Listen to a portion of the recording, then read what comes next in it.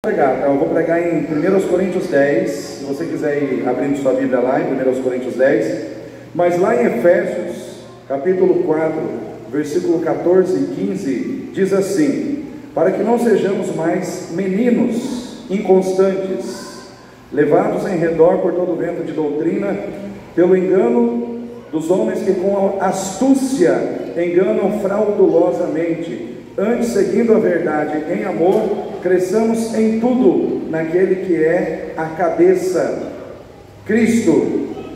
Irmãos, como povo de Deus, eu quero dizer uma palavra para você, começar aqui chamando a sua atenção nessa noite. Como povo de Deus, nós temos que deixar de fazer as coisas para Deus de qualquer jeito. Deus não merece que as coisas sejam feitas para Ele de qualquer jeito. Às vezes, irmãos, a gente vem para o culto, eu estou aqui em cima, estou observando, aí vejo gente no celular, conversinhas paralelas, tricotando no meio do culto. Irmãos, a palavra de Deus nos diz que nós temos que guardar o nosso pé ao entrar na casa do Senhor. Lá em Eclesiastes 5 diz assim: guarda o teu pé quando entrares na casa de Deus, porque é melhor ouvir do que oferecer a Deus sacrifício de tolo. Então nós que estamos aqui precisamos dar atenção à palavra. Eu fiquei feliz quando vi o Jonas aqui, aquele fogo, pregando com ousadia, ministrando a palavra que o Espírito Santo colocou no seu coração. E aqui, quando nós estamos aqui, irmãos, nós temos que dar toda a nossa atenção, focar a nossa atenção no Senhor. E o apóstolo Paulo, ele fala ali à igreja que haviam dois problemas ali que poderiam ser problemas para a igreja e que podem ser problemas para essa igreja, que é a inconstância e a maturidade. Meninos inconstantes, meninos inconstantes, ou seja, a imaturidade e a inconstância é um problema. Uma igreja onde as pessoas insistem em serem inconstantes, uma igreja onde as pessoas insistem em serem imaturas, é uma igreja que às vezes não cresce, não vai adiante. É necessário que a gente amadureça, é necessário que a gente seja constante. O que a palavra de Deus diz? Sede firmes e constantes, firmes e constantes, sempre abundantes na obra do Senhor. Irmãos, a obra do Senhor merece a sua constância, amém? A obra do Senhor merece a sua entrega, a sua firmeza, a sua dedicação. Aquele irmão que fala assim: quando der eu vou na igreja, se não chover eu vou na igreja, se eu quiser eu vou na igreja. A pessoa que age assim, ela está demonstrando inconstância e imaturidade. E mais, quando é chamada a atenção, faz birra. Por quê? Porque criança faz birra, E nós temos que passar de fase, irmãos. Nós temos que deixar a birra para trás. Nós temos que deixar essa situação de não aceitar ser corrigido. Tem crente, quando é corrigido, aí eu vou sair da igreja, eu vou para uma igreja que não me corrige. Irmão, se Deus está te corrigindo aqui é porque Ele te ama, E se Ele não te corrigir aqui, você vai para uma outra igreja que é dele, Ele vai te corrigir lá também. Então você só adia o processo, você só joga o processo para frente. Então nessa noite, abra o teu coração para Jesus. É tempo de nós crescermos e no nosso crescimento permitirmos que o Espírito Santo opere o crescimento da igreja. Mas para a igreja crescer, a gente tem que ser constante, a gente tem que ser maduro. Pessoas maduras não têm problema com compromisso e responsabilidade. Você fala sobre compromisso e responsabilidade com pessoas maduras, elas tiram de letra. Agora você fala de compromisso e responsabilidade com pessoas imaturas, já é outra conversa. Porque, irmãos, porque a criança, ela troca o compromisso e a responsabilidade pelos prazeres. É isso que acontece. E nós não podemos ser assim. Então, queridos, amanhã eu vou ter uma reunião com a nossa liderança, nós vamos falar sobre maturidade, Nós queremos caminhar até o fim do ano trabalhando esse tema na igreja, maturidade. Essa igreja vai crescer, amém?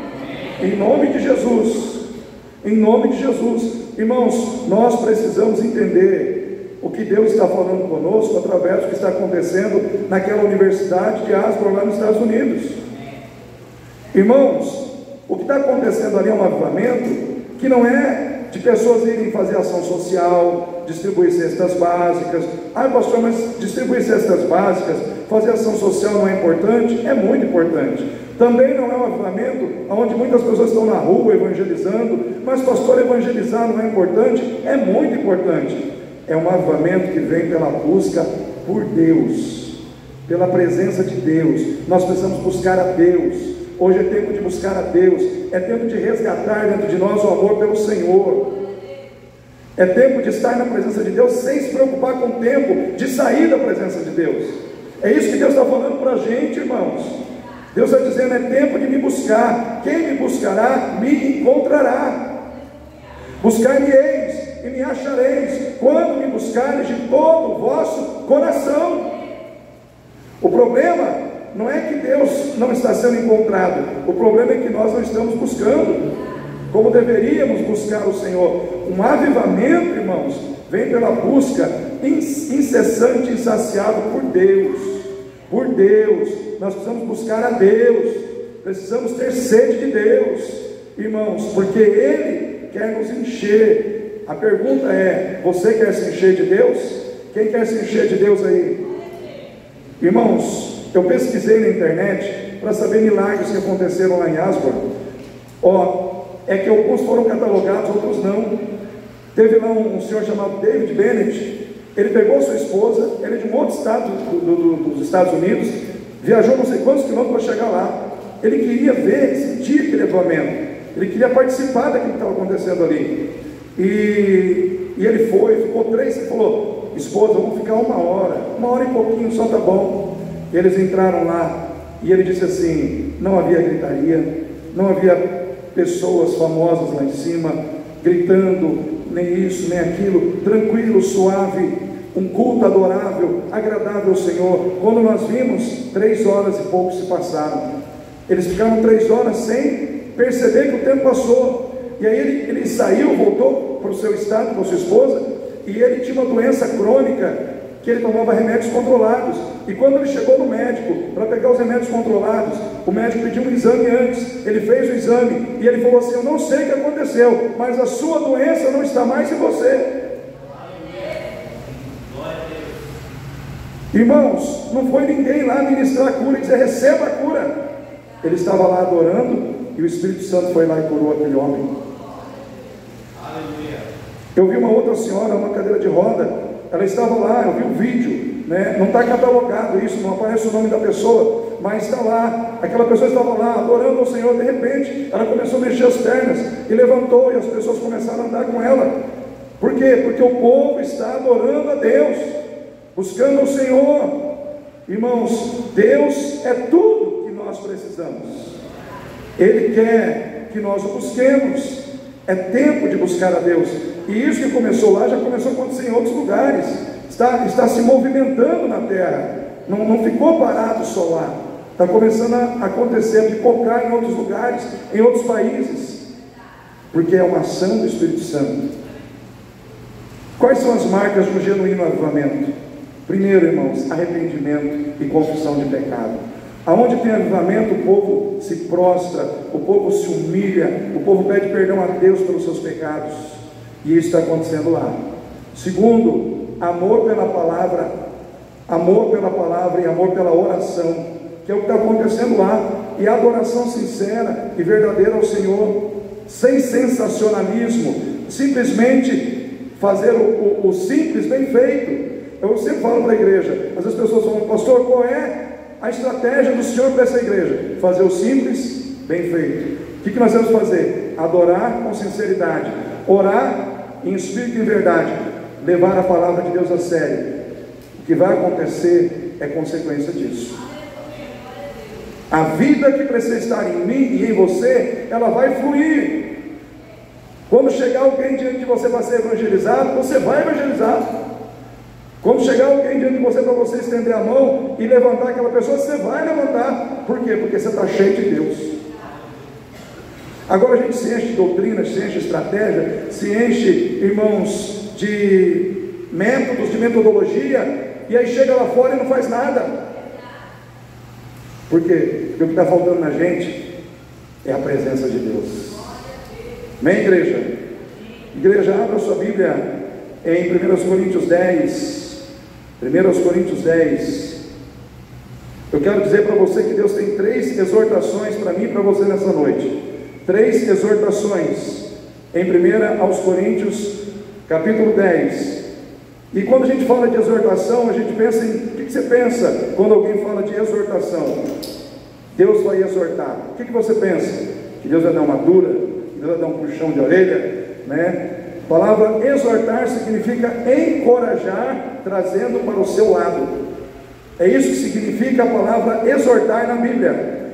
Quando você está sendo exortado por Deus, é porque Deus está querendo trazer você de volta e colocar do lado dele. Deus exorta as pessoas que estão longe, Deus exorta as pessoas que estão se desviando, Deus exorta as pessoas que estão se perdendo ou que estão se afastando dele. A exortação é uma demonstração do amor de Deus, o amor que busca, o amor que traz de volta, o amor que se preocupa em ter aquela pessoa que está longe perto. Deus quer você perto. Fala para o seu irmão aí, Deus quer você perto dele.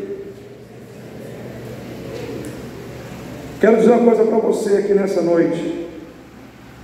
Todo gay, prostituta, lésbica, todos que praticam a imoralidade sexual têm uma reserva no inferno. Só que se essas pessoas se renderem a Jesus e aceitarem a Jesus como Senhor e Salvador, elas trocam essa reserva do inferno por uma reserva no céu. Agora, todo crente que se diz crente, que confessa o nome de Jesus, mas é hipócrita, é maledicente, é fofoqueiro, é mentiroso, é adúltero, está trocando a sua reserva no céu por uma reserva no inferno. Então cuidado, vigia, abra o olho, porque nós estamos vivendo dias decisivos na terra. Deus vai chacoalhar a igreja para ver quem é dele e quem não é. Porque, irmãos, se você for olhar para a Bíblia, você está lá em 1 Coríntios 3, Paulo fala dos crentes carnais. Não vos pude falar como a espirituais, mas a carnais. Porque havendo entre vós brigas, contendas, dissensões, invejas, não sois porventura carnais? Então, aí a Bíblia fala de uma categoria de crente. O crente que é carnal, ele é crente, mas você olha para ele, para uma pessoa que está perdida, você fala que você não sabe quem é quem, porque às vezes o comportamento está muito parecido. O crente carnal, mas também tem aqueles que estão lá em 1 João 2, 18 e 19, que diz assim: eles saíram do nosso meio, porque não eram dos nossos, porque se fossem dos nossos, estariam conosco, estavam conosco, caminharam conosco, mas não eram dos nossos. Então esses são aqueles que nunca se converteram, mas ficaram um tempo caminhando dentro da igreja. E existe aqueles que vão caminhar com Jesus até o fim da vida. Esses são aqueles que se converteram de verdade. Quem é você nessa noite? Irmãos, quando nós abrimos 1 Coríntios 10, esse capítulo é uma preparação para o apóstolo Paulo falar de 1 Coríntios 11, que é a ceia. Porque em 1 Coríntios 11 ele fala da ceia, mas ele não vai entrar na ceia sem falar primeiro aqui em 1 Coríntios 10. E aqui fala de ceia também. Então os irmãos acompanhem a leitura comigo desse texto, e eu vou estar lendo, os irmãos acompanhem, por favor. 1 Coríntios capítulo 10, versículo 1. Ora, irmãos, não quero que ignoreis que os nossos pais estiveram debaixo da nuvem, e todos passaram pelo mar, e todos foram batizados em Moisés, na nuvem e no mar, e todos comeram de uma mesma comida espiritual, e beberam todos de uma mesma bebida espiritual, porque bebiam da pedra espiritual que os seguia, e a pedra era Cristo. Às vezes a gente fala, mas Cristo estava no Velho Testamento? Está aqui, ó. Cristo estava lá, de forma figurada. Jesus era a pedra que saía água, Jesus era o cordeiro que morria todo ano, Jesus era o sumo sacerdote que entrava uma vez na presença de Deus para trazer o pecado do povo. Jesus estava lá, figuradamente, mas ele estava lá. A pedra que eles bebiam era Cristo. Mas, presta atenção, Deus não se agradou da maior parte deles. por isso foram prostrados no deserto. E estas coisas nos foram feitas em figura, para que não cobicemos, presta atenção, para que não cobicemos as coisas más, como eles cobiçaram. Não vos façais, pois, idólatras, como alguns deles, conforme está escrito: o povo assentou-se a comer e a beber, e levantou-se para folgar. E não forniquemos. Talvez em outras versões esteja: não cometa imoralidade sexual ou prostituição, como alguns deles fornicaram, e caíram num dia 23.000. E não tentemos a Cristo, como alguns deles também tentaram, e pereceram pelas serpentes. E não murmureis, como também alguns deles murmuraram, e pereceram pelo destruidor. Ora, todas essas coisas lhe sobrevieram como figuras, e estão escritas para aviso nosso, para quem já são chegados os fins dos séculos. Para quem estão chegados os fins dos séculos. Aquele, pois, que cuida estar em pé, olhe para que não caia. Não veio sobre vós tentação senão humana, mas fiel é Deus, que não vos deixará tentar acima do que podeis. Antes, com a tentação, dará também o escape para que possais suportar. Versículo 14: portanto, meus amados irmãos, fugi do que, irmãos? Idolatria. De novo, a palavra idolatria.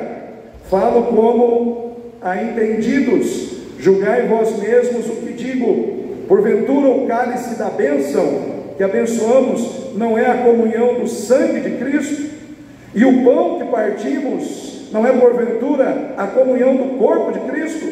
Porque nós, sendo muitos, somos um só pão e um só corpo, porque todos participamos do mesmo pão. Vede a Israel segundo a carne: os que comem os sacrifícios não são porventura participantes do altar?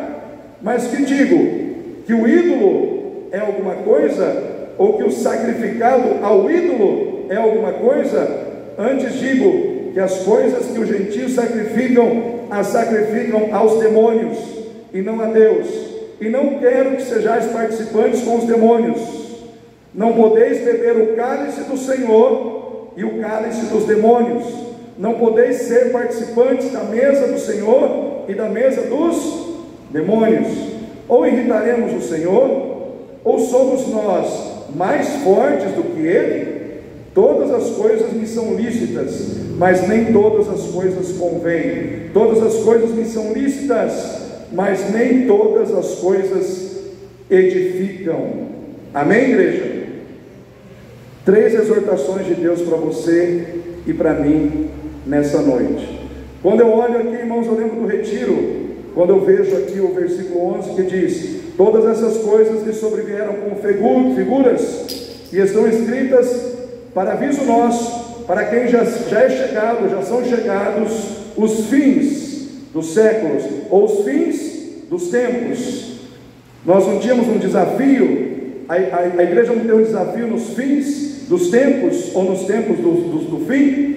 E o Senhor, Ele fala conosco nessa noite, nos trazendo 3 exortações. Eu quero ser prático, objetivo, porque eu tenho que servir a ceia. Primeira exortação que eu e você recebemos do Senhor nessa noite é a seguinte: existe um exemplo negativo nesse texto que nós não podemos ignorar. Vou repetir: existe um exemplo negativo nesse texto que nós não podemos ignorar. Por isso que está escrito aqui, ele começa assim: ora, irmãos, não quero que ignoreis o que os nossos pais tiveram debaixo da nuvem, que os nossos pais tiveram debaixo da nuvem. Versículo 6, versículo 5: mas Deus não se agradou da maior parte deles, por isso foram prostrados no deserto. E essas coisas foram nos feitas com figura, para que não cobicemos as coisas más que eles cobiçaram. Não vos façais, pois, idólatras. Aí eu paro aqui. Primeira exortação que Deus nos dá é a exortação de que nós não podemos ignorar o exemplo de quem caiu no deserto, de quem ficou no deserto, de quem foi chamado por Deus, libertado por Deus da escravidão, levado por Deus para a terra prometida. Só que no caminho, no meio do caminho, eles caíram. No meio do caminho, eles não avançaram. No meio do caminho, eles morreram. No meio do caminho, eles ficaram. E eu quero dizer para você, querido, não fica no meio do caminho. Não fica no meio do caminho. Irmãos, o exemplo daqueles que naufragaram, o exemplo daqueles que falharam, o exemplo daqueles que caíram no deserto, e a primeira coisa que fez eles caírem no deserto foi a idolatria. Deus nunca gostou de idolatria. Se você pega Êxodo 20, e eu já uma vez evangelizei uma senhora que era católica, lendo para ela Êxodo 20. Falei: minha senhora, a senhora já leu a Bíblia? Não. Falei: por favor, abra Êxodo 20. E aí ela abriu, e estava escrito lá: não farás para ti imagem de escultura, nem do que há nos céus, nem na terra, nem debaixo da terra, nem no mar.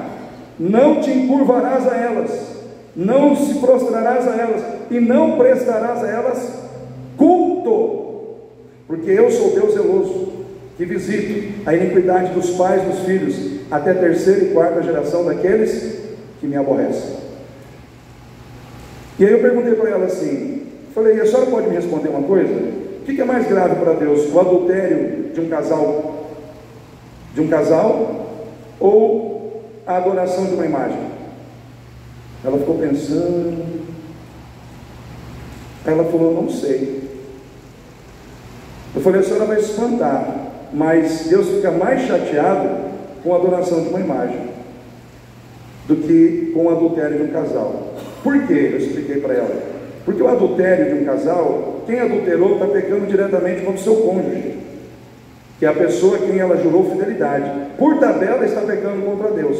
Por tabela está pecando contra Deus. Mas quem adora uma imagem, um ídolo, peca diretamente contra Deus, porque está colocando algo no lugar que é de Deus, na sua vida. Irmãos, avivamento, nós falamos agora um pouco sobre avivamento. O avivamento, ele pressupõe um declínio espiritual. E quando havia um declínio espiritual lá no Velho Testamento, o que acontecia? Qual eram as marcas do declínio espiritual? Era simples: o povo abandonava o culto ao Senhor e eles começavam a se entregar à idolatria aos deuses pagãos das outras nações. Eles trocavam, irmãos, a cultura da fé estabelecida nas Escrituras pela cultura dos povos pagãos, e eles começavam a deixar o templo vazio. O templo que era reservado para o culto ao Senhor ficava vazio, porque eles começavam a adorar outros deuses, a ter ídolos nos seus corações. E o que Deus fazia? Deus pegava, colocava o povo numa situação de sofrimento, para que eles pudessem quebrar os ídolos, lançar fora os ídolos, destruir os ídolos e voltar novamente para Ele. Era isso que acontecia. Avivamento no Velho Testamento tem muito a ver com dar as costas para os ídolos e se voltar para o único e verdadeiro Deus. E quando, irmãos, o povo sai do Egito, Moisés sobe para pegar as tábuas da lei e demora. O que o povo faz lá embaixo? Eles constroem um bezerro de ouro, e eles começam a adorar o bezerro de ouro. E aí o que acontece? Deus fica furioso. Deus fala: Moisés, desce depressa, porque o povo já se perdeu, o povo já se corrompeu, estão adorando um ídolo, estão adorando um bezerro. E Moisés chega lá e ele fica tão bravo, irmãos, que ele joga as pedras no chão e quebra as pedras que Deus havia escrito com o dedo para ele ler para o povo. Mas ele fica tão irado com aquela situação.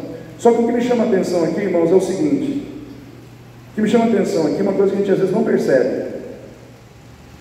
O bezerro que foi construído por aquele povo, não veio ninguém de fora para instruí-los a fazer aquele bezerro. Sim ou não, irmãos? Nasceu ali, dentro do arraial. A corrupção que estava no coração do povo, trazida do Egito, ainda estava viva dentro dos seus corações. Isso quer dizer que o bezerro já estava lá. O bezerro que se transformou numa fundição, ele já estava vivo no coração do povo. Ele só precisava uma oportunidade para ele se materializar, mas ele já estava no coração do povo. O povo estava andando com Deus, mas com um bezerro de ouro no coração. Eu quero dizer para você, querido, tem muita gente na igreja assim, ainda não construiu o bezerro de ouro, mas ele está dentro do coração da pessoa. Está lá, o bezerro está lá, o ídolo está lá. E quando o Paulo fala com a igreja aqui, que o povo se entregou à idolatria, ele diz assim: o povo só se preocupava em comer, em beber e em folgar. Em outras palavras, o povo só se preocupava com a boa vida: comer, beber, festejar, comer e beber. Era o que o coração do povo estava, era a preocupação do coração do povo, irmãos. E muitas vezes a gente fala dos ídolos que tem na igreja católica. Irmãos, infelizmente a igreja católica se abriu para essa situação. Deus nunca mandou adorar Maria, fazer ídolo de Maria, de João, de Pedro, de Paulo. Deus nunca mandou fazer isso. Mas é fácil a gente identificar esses ídolos. Mas os ídolos que são invisíveis? A adoração a uma vida de riqueza nessa terra, adoração à soberba da vida, adoração ao dinheiro, adoração aos prazeres da vida. Irmãos, a palavra de Deus lá em 1 João diz assim, que a concupiscência dos olhos, a concupiscência da carne e a soberba da vida, aqueles que amam essas coisas, o amor do Pai não está neles. E a última é a soberba da vida, o orgulho da vida terrena. Eu amo essa vida, eu não largo essa vida. E aí você só pensa nessa vida, você só vive para essa vida. E quando a verdadeira vida se manifestar, você pode perdê-la, porque você concentrou a sua atenção numa vida que passa, numa vida terrena. Irmãos, idolatria não é só aquelas imagens que são feitas de gesso e as pessoas se prostram. Existem ídolos invisíveis, e tem muito crente idólatra também. Tem muito crente idolatrando dinheiro, e por causa da idolatração do dinheiro, as coisas de Deus estão em segundo, terceiro, quarto plano na sua vida. É aquela história do quando der tempo eu faço, quando der tempo eu vou. Irmãos, cuidado. O que o Senhor diz na sua palavra? Essas coisas foram deixadas para aviso para quem é chegado o fim dos tempos, para quem é chegado o fim dos séculos. É um aviso para que não cobicemos as coisas más que eles cobiçaram lá, e por isso ficaram no deserto. Hoje nós temos uma igreja que está muito mais conectada com esse mundo do que conectada com o reino da glória.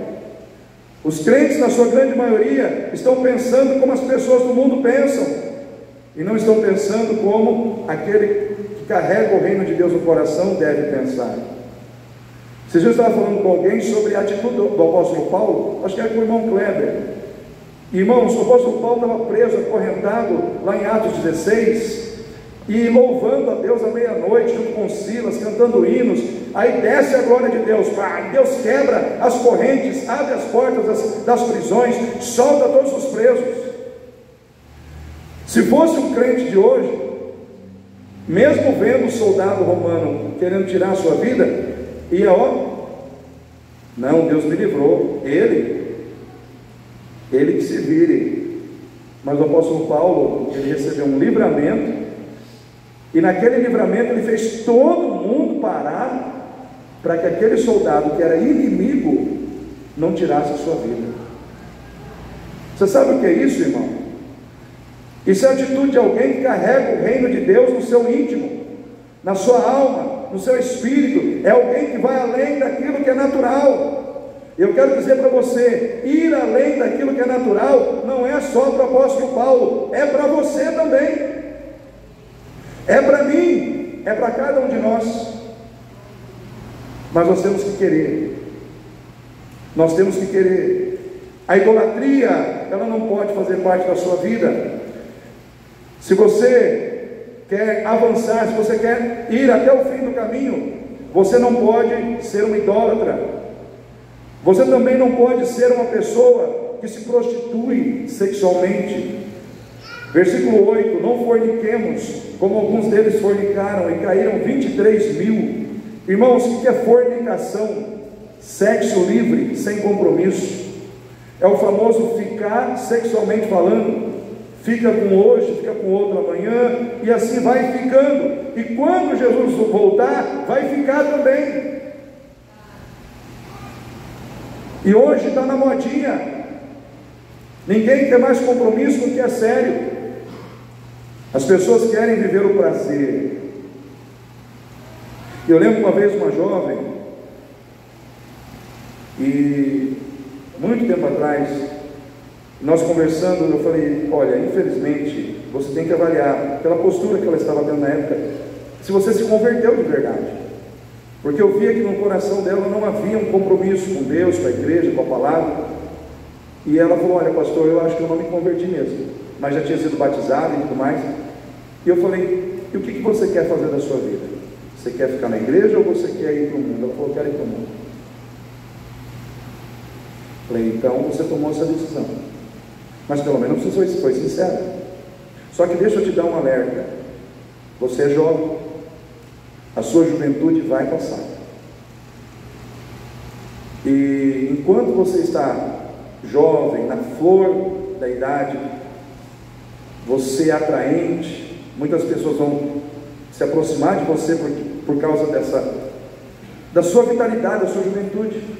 Só que vão abusar de você, aproveitar de você, e quando você estiver velha, você vai olhar do seu lado e você vai ver que você não construiu nada. Então você pode ter essa experiência, se você não avaliar o que é importante de verdade na sua vida hoje.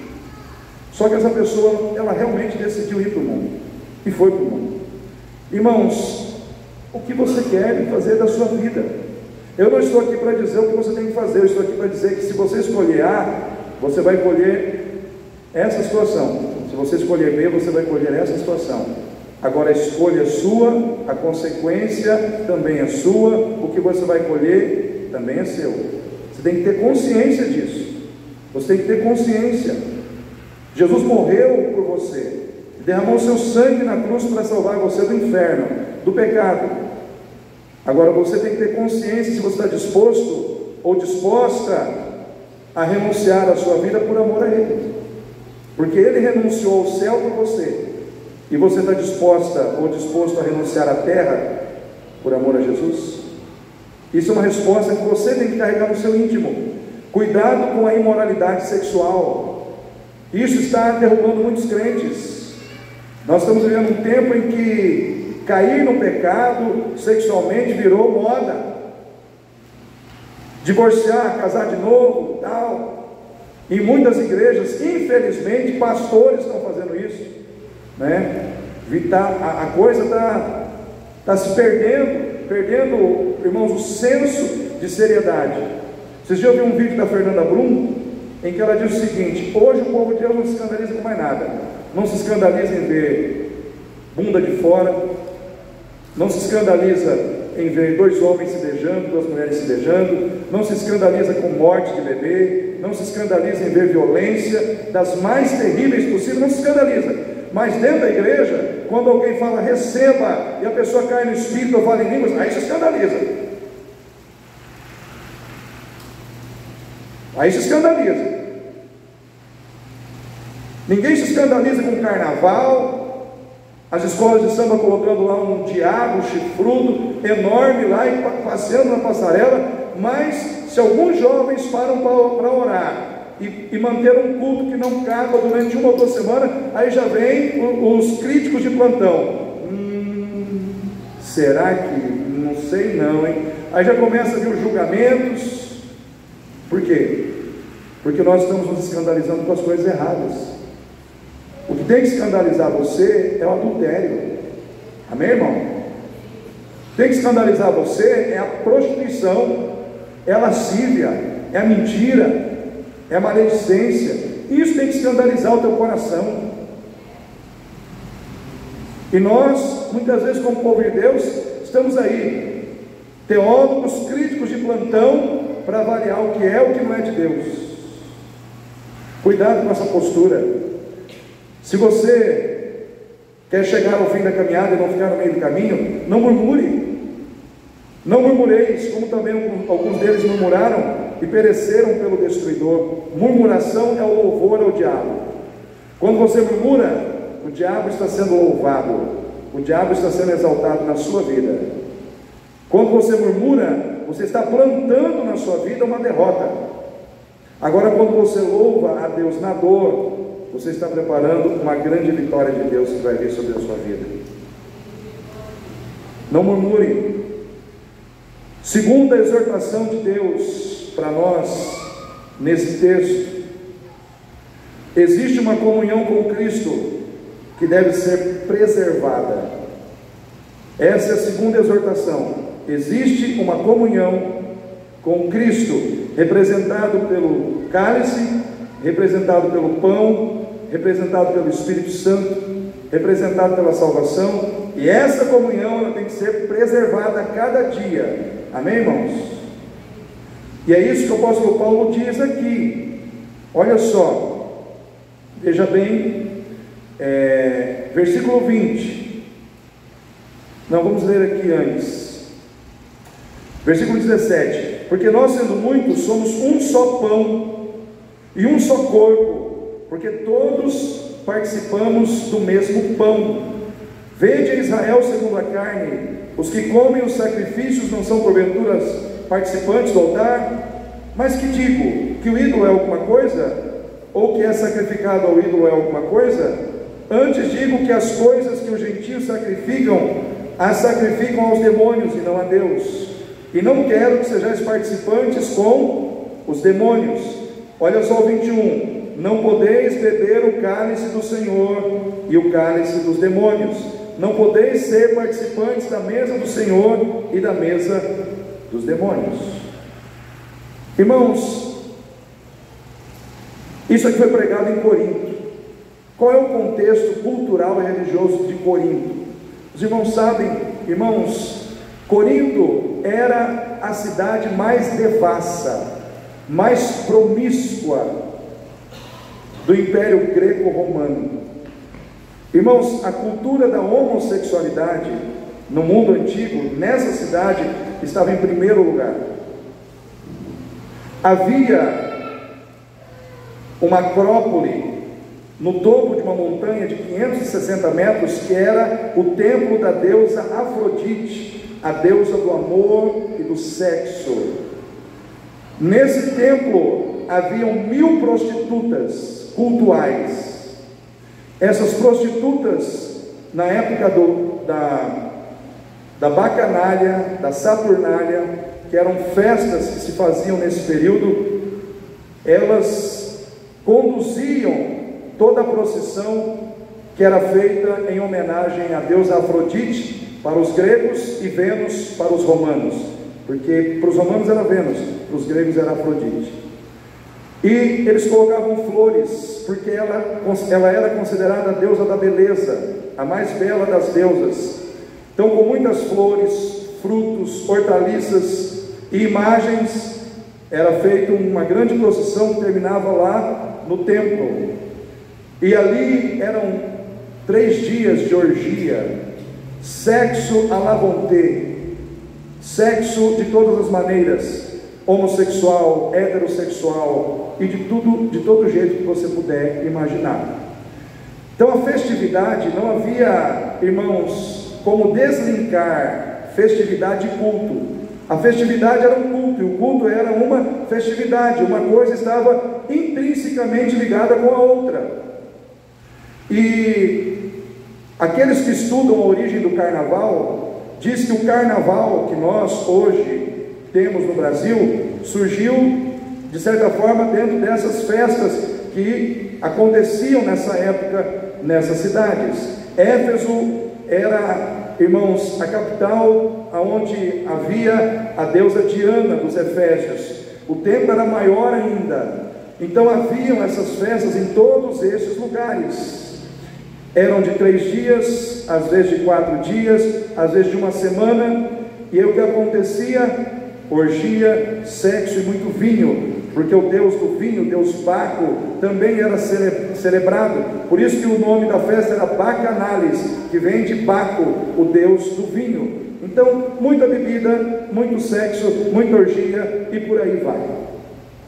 E muitos cristãos, os mais ricos, eram convidados para muitas vezes estarem nessas festas. E o apóstolo Paulo disse: olha, não tem como. Você está na mesa do Senhor, tomando o cálice do Senhor e comendo o pão que representa o corpo do Senhor, e depois você vai se sentar na mesa com essas pessoas que sacrificam aos ídolos, porque o que é sacrificado aos ídolos é sacrificado a quem? Aos demônios.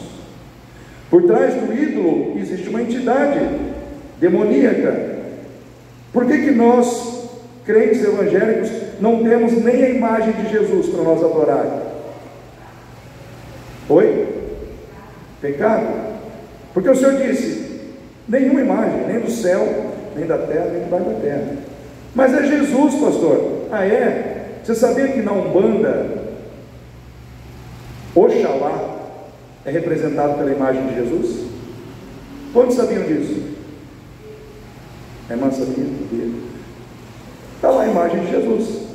Só que lá Jesus é Oxalá, o rei dos orixás. Por isso, irmãos, nós não adoramos nenhuma imagem. E o que é sacrificado aos ídolos é sacrificado aos demônios. E aí eu venho e tomo a ceia, mas eu vou lá fora e participo daquela festa. Eu participo daquela situação que é totalmente contrária à vontade de Deus. Aí vem a pergunta do apóstolo Paulo: irritaremos ao Senhor? Somos nós mais fortes do que Ele? É como se ele estivesse dizendo assim: você tem coragem de medir forças com Deus? Você tem capacidade de medir força com o Senhor? Você é mais forte que o Senhor para afrontar a Deus? A sua comunhão com Deus precisa ser preservada através da santidade. Amém, irmãos? Fala para a pessoa aí que está do seu lado, fala assim: seja santo, pois Deus é santo. A palavra santo significa separado. Deus te separou.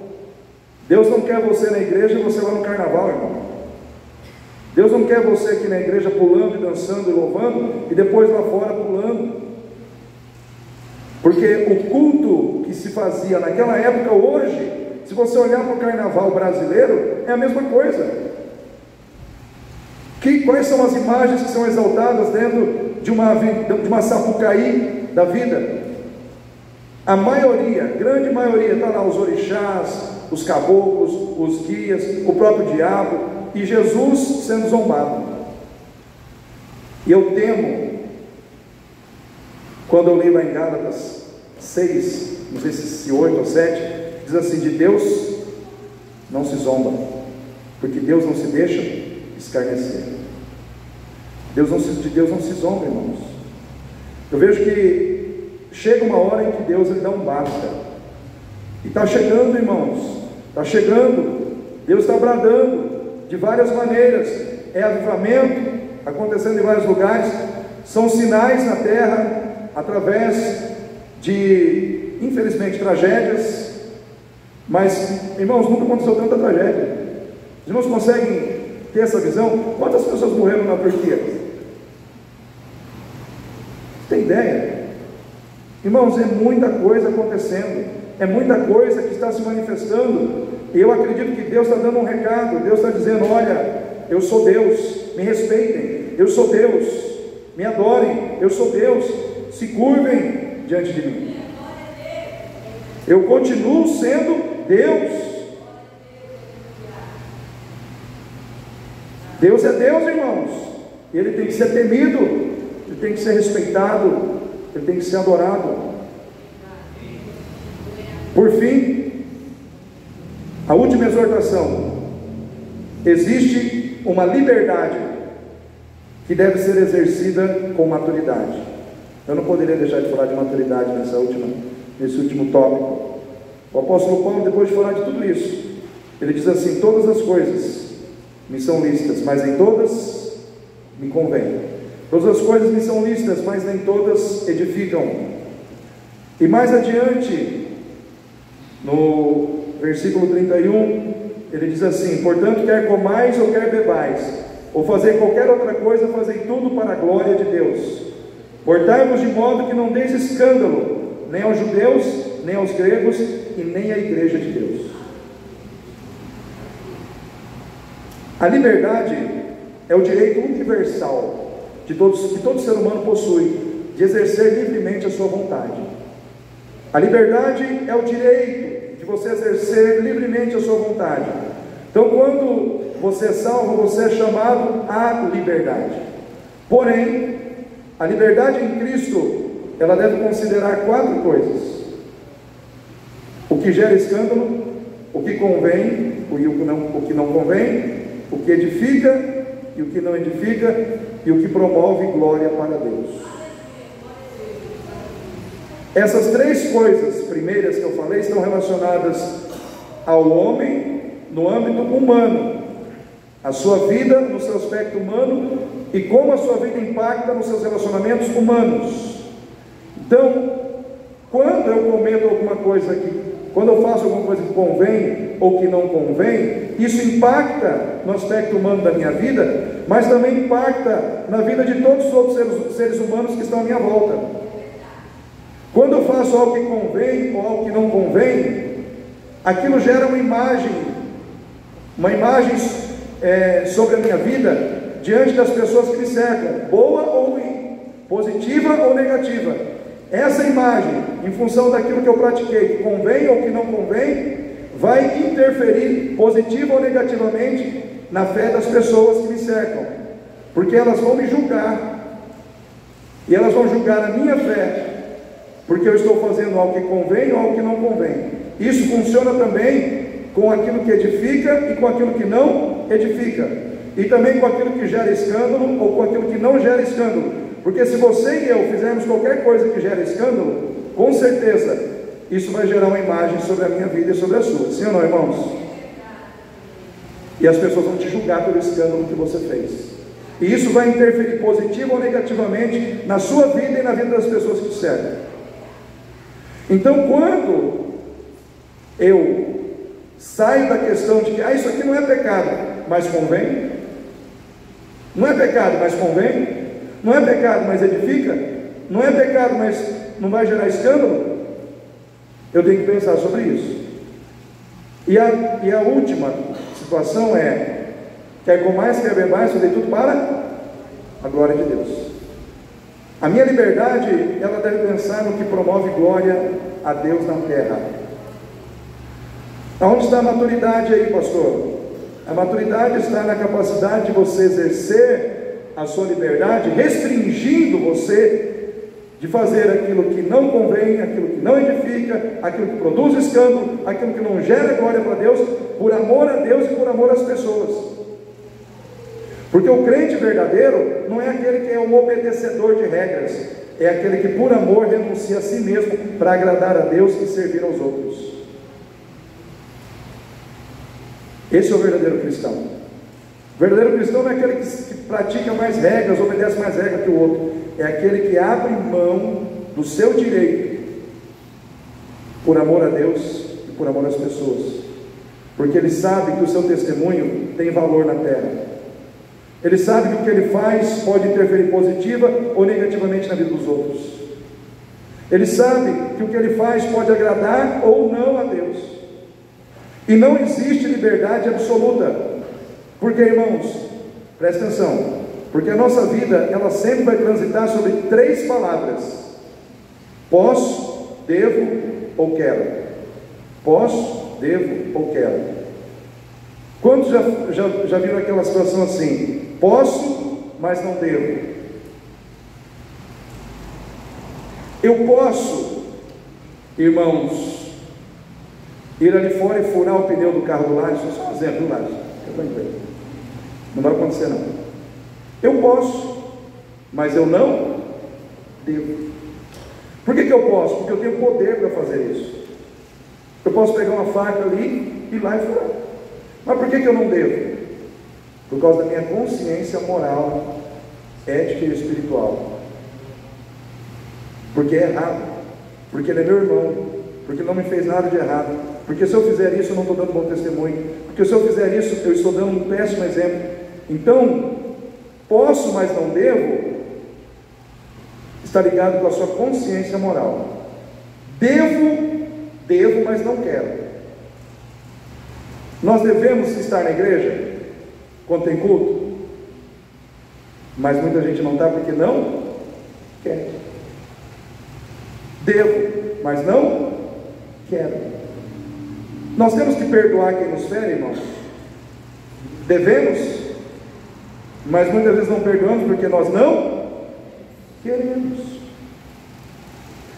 Enquanto a primeira está ligada com a sua consciência moral, o devo, mas não quero, está ligado com a sua vontade.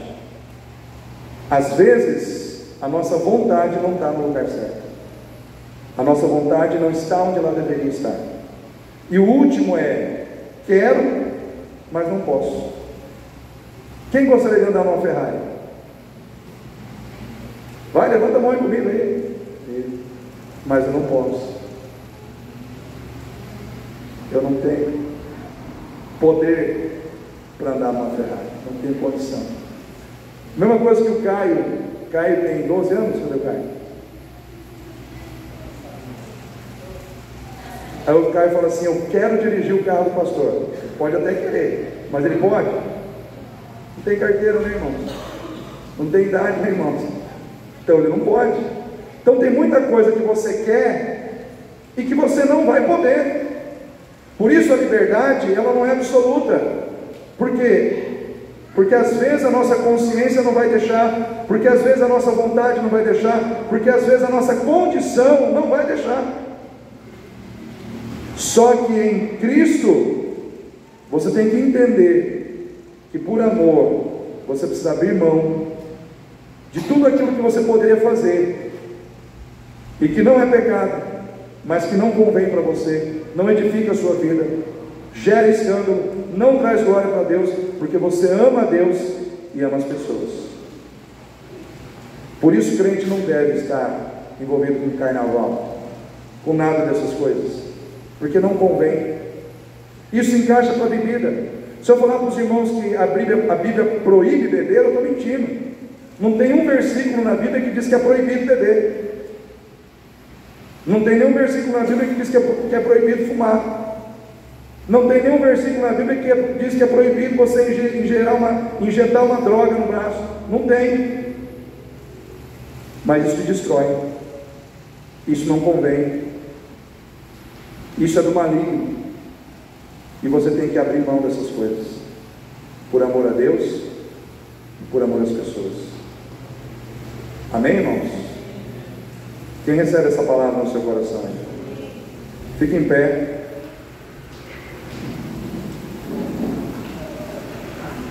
Como o culto começou um pouco mais tarde, também vai acabar um pouquinho mais tarde, mas terminaria 8 horas se tivesse começado 7. Feche seus olhos, eu quero que você ore comigo.